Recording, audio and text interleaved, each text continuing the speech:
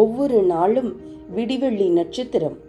ஒவ்வொரு நாளும் விடிவெள்ளி நட்சத்திரம் நம் இருதயத்தில் உதிப்பதை பெற்றிருப்பது நமக்கு தேவை. 2 பேதுரு 1:19.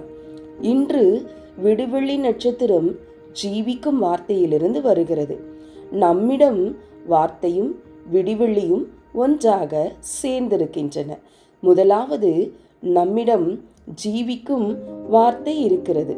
இரண்டாவது, தீர்க்கதரிசன வார்த்தைக்கு கவனம் செலுத்துவதன் மூலம் நம் இருதயத்தில் விடிவெள்ளி உதிப்பதை நாம் பெற்றிருக்கிறோம்.